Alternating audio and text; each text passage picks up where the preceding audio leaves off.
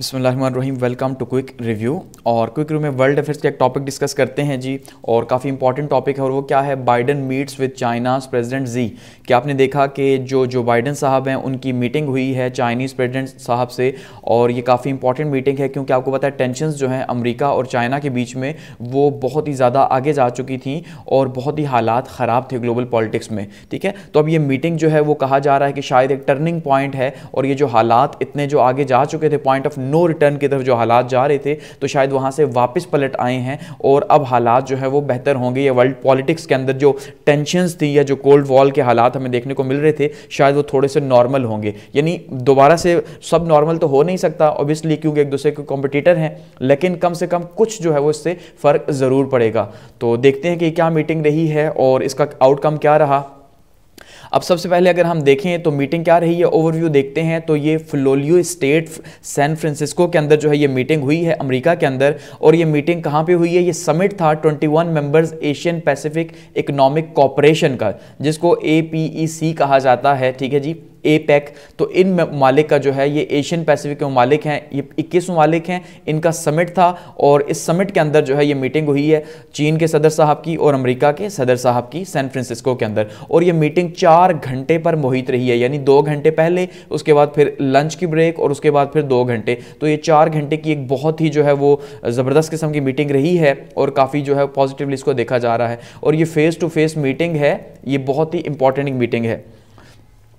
अब अगर हम इसके की पॉइंट्स देखते हैं तो इसमें क्या क्या आउटकम रहा। यानी मीटिंग तो हुई, मीटिंग का एजेंडा भी था। अल्टीमेटली एजेंडा क्या था, एजेंडा यही था कि अमेरिका की कोशिश ये थी कि भाई चाइना को ये बताया जाए कि आप कहाँ कहाँ पे हमारे खिलाफ खड़े हैं, और चाइना ने ये बताना था कि भाई हम आपके खिलाफ नहीं खड़े, हम अपने लिए खड़े हैं। जाहिर बात है जहाँ पे खड़े हैं, चाहे वो ताइवान का इशू है, चाहे वो जो है वो रशिया का इशू है, ठीक है, रशिया यूक्रेन का, चाहे इसराइल का या हमास का इशू है, तो इन बातों के ऊपर जो है लेके तो ग्लोबल पॉलिटिक्स में टेंशंस थी, जाहिर बात है, तो इनको डिस्कस करना था। मिलिट्री कॉन्टेक्ट्स अब दोबारा से इसके रीओपन हो गए हैं। सबसे पहली बात तो ये तय हुई है इसके अंदर कि ये जो मिलिट्री टू मिलिट्री जो कम्युनिकेशन थी, इसको दोबारा से बहाल करने के लिए कहा गया है। और ये कहा गया कि अब ये दोबारा से रिस्टोर होगी मिलिट्री टू मिलिट्री कम्युनिकेशन, जो कि आपने देखा कि 2-1 माह पहले जो है वो चाइना के जो डिफेंस मिनिस्टर थे वो भी साइड लाइन पे हो गए थे। उसके बाद उनसे रिजिग्नेशन ले लिया गया क्योंकि उनके ऊपर अमेरिका ने पाबंदियां लगाई हुई थी। तो इस वजह से जो है अब लग रहा था उसके बाद से ही शायद चीज़ें बदलेंगी, तो अब हमें बदलती हुई दिखाई दे रही हैं। तो स्ट्रेटेजिक डायलॉग जो है वो दोनों ममालिक के बीच में दोबारा से स्टार्ट होंगे।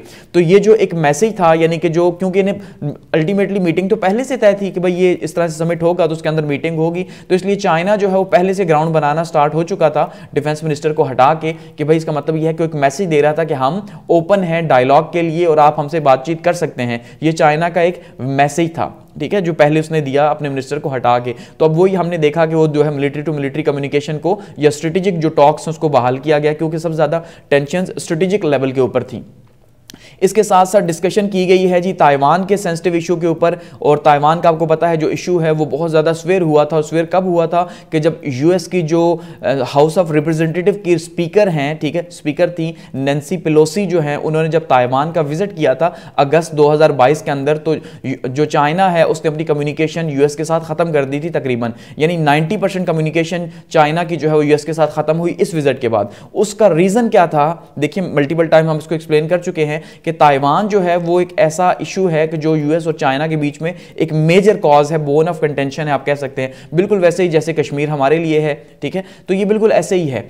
अब यहाँ पे अगर हम देखते हैं तो ताइवान में जब विजिट किया नैन्सी पेलोसी साहिबा ने 2022 में, तो जाहिर बात है चाइना तो ये क्लेम करता है कि ताइवान उनका है, ये आइलैंड जो है ये उनका है। लेकिन अगर वो क्लेम ये करता है कि उनका है, लेकिन एक दूसरा मुल्क जो है अमेरिका जैसा, जो सुपर पावर खुद को समझता है, और वो अमेरिका को, चाइना को जो है कुछ पूछता ही नहीं और सीधा जो है ताइवान जाके अपने इतने हाई ऑफिशियल को भेज देता है बगैर किसी ऑफिशियल के, और सारा कुछ जो है वो ताइवान खुद मैनेज करता है। तो अल्टीमेटली ये एक मैसेज था कि भाई हम ताइवान को इंडिपेंडेंट समझते हैं, ठीक है, यानी हम इसको एक आज़ाद मुल्क समझते हैं और हम इसकी सोवरेनिटी का ख्याल रखते हैं। ये मैसेज देने की कोशिश की थी इस विजिट में यूएस ने, जबकि चाइना को ये बात बुरी लगी कि भाई जब हम पूरी दुनिया में ये बात कह रहे हैं कि ताइवान हमारा जजीरा है, तो ऐसे कैसे हो सकता है कि आप जो है वो वहाँ पे जाके विजिट करके आ जाएं। तो इसलिए उसने जो अपनी सारी कम्युनिकेशन जो यूएस के साथ थी वो ख़त्म कर दी थी। तो यहाँ से हालात बहुत ख़राब हो गए थे। तो अब ये दोबारा से इस पर बातचीत की गई है कि भाई हम ताइवान में जो है वो अब बातचीत करेंगे। और साथ में भी कहा गया कि ताइवान पर जो हमारा जो मिलिट्री के जो हालात बने हुए हैं, जो जंगी हालात हैं, उनको भी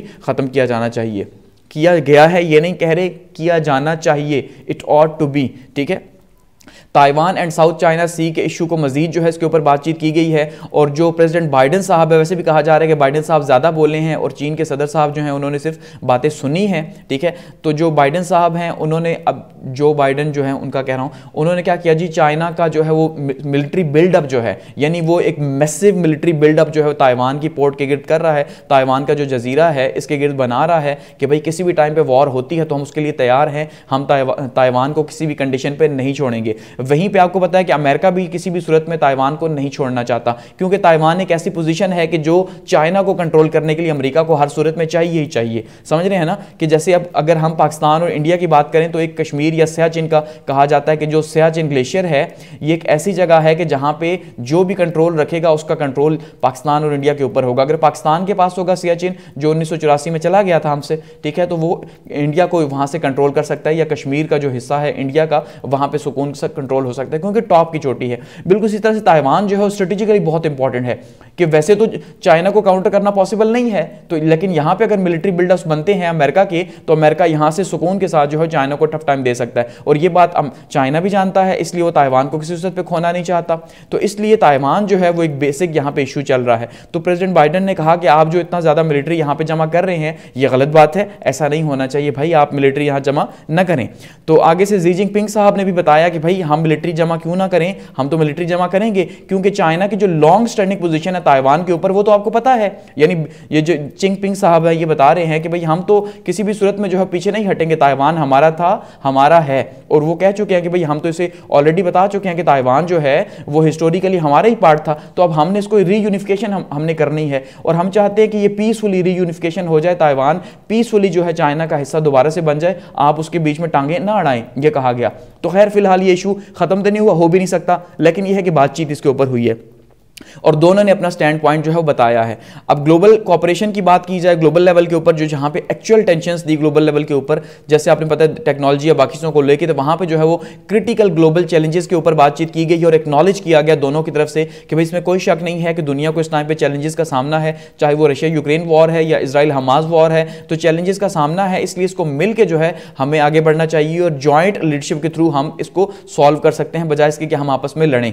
और जिनपिंग साहब ने यह भी कहा कि ये दुनिया बड़ी बड़ी है, हम दोनों अगर मिलके भी अपना हिस्सा इससे लेना चाहें तो हम खूब कमा सकते हैं, इसलिए हम आपस में न लड़ें। तो इसका मतलब चाइना के प्रेसिडेंट साहब ने शायद एक मैसेज देने की कोशिश की कि भाई हम इंटरेस्टेड नहीं है, लेकिन आप जो है वो चाहते हैं। तो अल्टीमेटली चाइना इंटरेस्टेड हो नहीं सकता, क्योंकि चाइना तो अभी ग्रो कर रहा है, ऊपर जा रहा है, जबकि अमेरिका तो जो है वो अपनी हकमियत को बचाने के लिए फाइट कर रहा है, ठीक है। तो दोनों की जो है वो फाइट डिफरेंट है, डिफरेंट लेवल के ऊपर है, इसलिए चाइना ने थोड़ा सा अपनी ईगो को कम किया, लेकिन अमेरिका जो है वो अपने आप को पीछे नहीं कर सकता, क्योंकि उसके लिए पीछे करना पॉसिबल नहीं है। तो इसलिए कहा जा रहा है कि भाई ये जो है वो म्यूचुअल लीडरशिप के थ्रू हम दुनिया के या ग्लोबल इश्यूज जो उनको सॉल्व कर सकते हैं।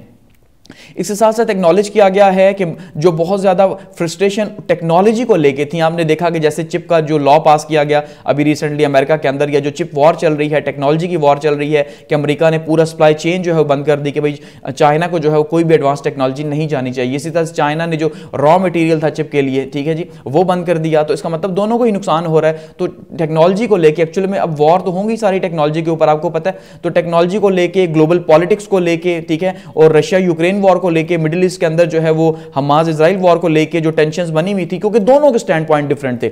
अब देखिए टेक्नोलॉजी के ऊपर आपको पता है कि इनकी वॉर्स चल रही हैं, दोनों की जो कोल्ड वॉर है वो टेक्नोलॉजी पे शदीद होती जा रही है आहिस्ता आहिस्ता, और अमेरिका बहुत टफ टाइम दे रहा है चाइना को इस हवाले से, जबकि चाइना तो अभी ग्रो कर रहा है, उसको तो जरूरत है इस चीज की। इसी तरह से ग्लोबल पॉलिटिक्स में रशिया जो है, चाइना जो है वो रशिया को सपोर्ट कर रहा है फुल टाइम, इसी तरह से वो सीज फायर की हिमायत कर रहा है, जबकि अमेरिका जो है वो कंप्लीटली खड़ा है इसराइल के पीछे। तो यहां पे इनकी डिफरेंट पोजीशंस हैं, ठीक है। तो इन डिफरेंट पोजीशंस के ऊपर भी बातचीत की गई है और अमेरिका ने कोशिश की है कि किसी तरह से चाइना को जो है रशिया के खिलाफ किया जाए, यानी रशिया की सपोर्ट खत्म करवाई जाए इससे, जिस पे चाइना ने इनकार कर दिया, ठीक है। इसी तरह से सीज फायर के ऊपर कहा गया कि भाई हमास ने गलत किया, आप जो है वो हमें सपोर्ट करें, अल्टीमेटली वहां पे भी नहीं है, ठीक है। तो इसके साथ साथ फिर एक और इशू डिस्कस किया गया जी, फेंटेल सोर्स का जो है वो, इसको मैं बार बार डिस्कस कर चुका हूं कि टॉफी टाइप जो है वो एक ड्रग्स हैं जो अमेरिका के अंदर जा रही हैं, ठीक है। तो इनके ऊपर जो है काफी ज्यादा अमेरिका कंसर्न है कि उसकी आबादी बहुत तेजी और खास करके यूथ जो है उनकी डेथ्स हो रही हैं इस वजह से।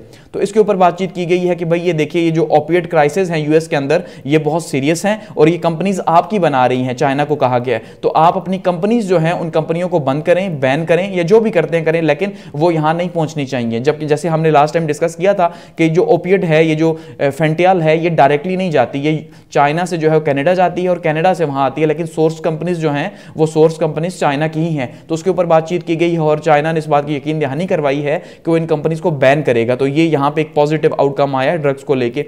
ईरान एंड मिडिल ईस्ट की बात की गई है और जो बाइडेन साहब हैं उन्होंने ये बात कही है कि आप जो है वो अपने इन्फ्लुएंस को यूज़ करें, क्योंकि आपके ताल्लुकात ईरान के साथ बहुत अच्छे हैं और आपने जो है ईरान और सऊदीया की जो रिकॉन्सिलेशन भी करवाई है। तो आप ऐसा करें कि ये जो ईरान जो है भड़कीले बयानात देता है और ये कहता है कि भाई हम इसराइल के ऊपर अटैक कर देंगे, और इसराइल के और हमास को सपोर्ट भी वही कर रहा है, आपको पता है, ठीक है। तो हमास को ईरान की सपोर्ट हासिल है, इसलिए वॉर आगे फैलेगी। तो आप उसको समझाएं डिप्लोमेटिकली कि भाई ऐसा ना करे और मिडिल ईस्ट के अंदर जो हालात हैं वो ख़राब ना हो। तो जहाँ पर भी चाइना ने जो है वो थोड़ा सा सख्ती दिखाई है कि भाई हमारे तो ताल्लुकात हैं, लेकिन हम उस तरह से इसको तो नहीं कह सकते कि आप ये काम ना करें, गो कि हम कोशिश करेंगे कि वॉर बढ़े ना, ठीक है। तो चाइना ने जो है कुछ कहा कि हम इंश्योरेंस करवा रहे हैं कि कुछ ना कुछ कम्युनिकेशन हम करेंगे, लेकिन जाहिर बात है हमारा चाइना पे कंप्लीटली बस नहीं चलता, ईरान पे सॉरी, कि हम जो है उसे कह सकेंगे आप हमारी ही सुने, लेकिन हम कोशिश करेंगे, ये कहा गया।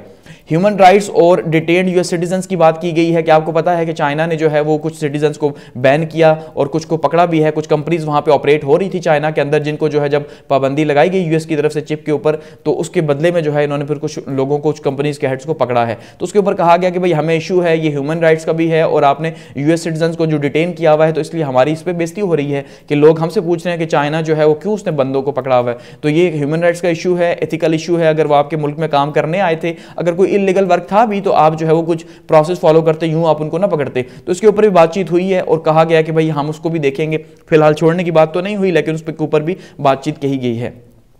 इन्वायरमेंटल कॉपरेशन की एट द एंड बातचीत की गई है कि भाई देखिए, ग्लोबल चैलेंजेस में इस टाइम पे जो है वो क्लाइमेट जो है वो सबसे टॉप पे है। तो क्लाइमेट जो है वो टॉप पे है, तो इसलिए क्लाइमेट को देखना चाहिए। न्यू रिन्यूएबल एनर्जी के जो टारगेट्स हैं उनकी तरफ हमें बढ़ना चाहिए, ठीक है, ताकि दुनिया में जो एनर्जी के इश्यूज चल रहे हैं, क्योंकि इस टाइम पे आप अगर एनर्जी में देखें तो कार्बन की जो कंजम्पशन है, अगर हम इन्वायरमेंट के हल से बात करते हैं, तो आपको पता है तो अमेरिका तो वैसे भी जो है वो हिस्सा ही नहीं बनना चाहता इन क्लाइमेट जो प्रोटोकॉल्स हैं इनका, ठीक है। चाइना है लेकिन अमेरिका हिस्सा नहीं बनना चाहता, क्योंकि सबसे ज्यादा इस टाइम पे अगर हम बात करते हैं इमिशन की, कार्बन की इमिशन की, तो वो किसकी है? वो तकरीबन 30% से ज्यादा 33% जो है वो बन रही है अमेरिका की। उसके बाद फिर चाइना की बन रही है, फिर इंडिया की बन रही है कार्बन की इमिशन। तो इसलिए जो है अब रीन्यूएबल एनर्जी पे इन्हें काम करना पड़ेगा। फिर साथ में ये कहा गया कि हम रिड्यूस करेंगे मीथेन को और प्लास्टिक का जो यूज है उसको भी, ताकि जो है ये हमारा जो एनवायरमेंट के इश्यूज है, क्योंकि एनवायरमेंट तो ग्लोबल है, जाहिर बात है, ना चाइना का ना अमेरिका का, तो हम क्योंकि बड़े हैं तो अल्टीमेटली हमारी रिस्पॉन्सिबिलिटी जो है वो ज्यादा है हम दोनों की। तो हम मिलकर जो है वो इसकी तरफ जाएंगे, रीन्यूएबल एनर्जी की तरफ, और क्लाइमेट कॉपरेशन को मजीद आगे बढ़ाएंगे। अगर हमारे हालात खराब भी होते हैं आपस के, लेकिन कम से कम ये कॉपरेशन हम आगे जो है वो पॉजिटिवली लेके जाएंगे। ये बातें की गई हैं, ठीक है। पोस्ट मीटिंग के अगर स्टेटमेंट्स को हम देखते हैं तो उसमें बाइडेन जो है उन्होंने एम्फेसिस दिया कि भाई हमें leader to leader clear communication करनी चाहिए। बीच में ये जो हम लाते हैं कि भाई हमारे यहाँ से आपके यहाँ कॉल जा रही है लो लेवल के ऊपर, तो उससे मिस कम्युनिकेशन जो है वो जनरेट होता है। तो ये मिस कम्युनिकेशन को जनरेट करने से बचने का एक ही तरीका है कि हम लीडर टू लीडर टॉक करें, हमारे जो इश्यूज है हम आपस में डिस्कस करें, ताकि जो है वो इश्यू हल हो। तो इसलिए बाइडेन साहब ने इसको कहा रियल प्रोग्रेस है ये, यानी ये जो 4 घंटे की बातचीत हुई है, जाहिर बात है ये रियल प्रोग्रेस है कि 4 घंटे इंटरनेशनल लीडर्स अपने काम काज छोड़ के बैठे रहे हैं और बातें करते रहे हैं, दुनिया के फैसले करते रहे, तो अल्टीमेटली ये इंपॉर्टेंट था, ठीक है। तो इसके ऊपर बातचीत करी और साथ कहा जा रहा है कि डिप्लोमेटिक रिलेशंस जो है उसको भी हम आगे बढ़ाएंगे। इसी तरह से जीज साहब ने जो है वो कहा कि भाई ये जो दुनिया है ये बहुत बड़ी है, ये प्लेनेट बहुत बड़ा है, हम किन चीज़ों के ऊपर लड़ रहे हैं, तो इसलिए हमें लड़ना नहीं चाहिए, हमें अपना हिस्सा यहाँ से लेना चाहिए और दोनों को लड़ाई के बगैर आगे बढ़ना चाहिए। तो इसका मतलब दोनों ही जो है वो कुछ ना कुछ कर रहे हैं। जैसे कहा कि चाइना को झुकाव ज़्यादा नजर आया, क्योंकि चाइना ने सुनी भी ज़्यादा है, बाइडेन साहब बोलते नहीं, होस्ट भी वो कर रहे थे, अल्टीमेटली उनके मुल्क में गए हुए थे। तो इसलिए कोशिश की गई है कि हम अवॉइड्स को कॉन्फ्लिक्ट करेंगे फ्यूचर के अंदर, और बातचीत के थ्रू जो बातें होंगी उनको हम आगे लेके जाएंगे। तो इससे हम ये कह सकते हैं कि शायद यूएस चाइना का जो रिलेशन है वो एक नए टर्निंग पॉइंट पे आ चुका है और एक पॉजिटिव एज पे दोबारा से वापस आ गया है। अगर यहाँ से आगे ये बिल्ड होता है तो चीज़ें शायद जो है मेल्ट डाउन हो और थोड़ा सा बेहतरी की तरफ जाए आगे, क्योंकि अब मल्टीपोलर वर्ल्ड है, अब वो प्रॉक्सी वॉर तो हो नहीं सकती, ना ही जो है कोल्ड वॉर के सिनेरियोज जो है वो हो सकते हैं यहाँ पे कि आप बिल्डअप स्टार्ट कर दें, क्योंकि अब चीज़ें मुख्तलिफ मुख्तलिफ हो रही हैं, तो इसलिए शायद ये कहा जा सकता है कि मे भी ये जो रिलेशंस हैं ये बहाली की तरफ आगे जाएं, उम्मीद ये की जा रही है। लेकिन दूसरी साइड पे शायद जो है वो ना भी जाएं, लेकिन क्योंकि चाइना ने नरमी दिखाई है और चाइना ने नरमी दिखाई है, तो शायद ये कहा जा रहा है कि होप यही है कि रिलेशंस जो है वो थोड़े बेहतरी की तरफ जाएंगे। क्योंकि अगर हम कोल्ड वॉर में देखते हैं तो आपको तो पता है वहां पे तो नरमी का तो सवाल ही नहीं था, वहां पे तो जो है वो रशिया किसी सूरत में भी जो है वो कम्युनिज्म वो तो एक पूरी अलग आइडियोलॉजी थी, तो वहां पे पॉसिबल नहीं था, ना ही मल्टीपोलैरिटी थी। इसलिए चीज़ें चेंज हो रही हैं, तो होप्स हो कि शायद जो है वो चीज़ें बेहतरी की तरफ जाएं और ग्लोबल जो है वो इन्वायरमेंट जो है थोड़ा सा बेहतर हो सके। तो अब देखते हैं क्या होता है। तो ये मीटिंग रही है इनकी। Thanks for watching.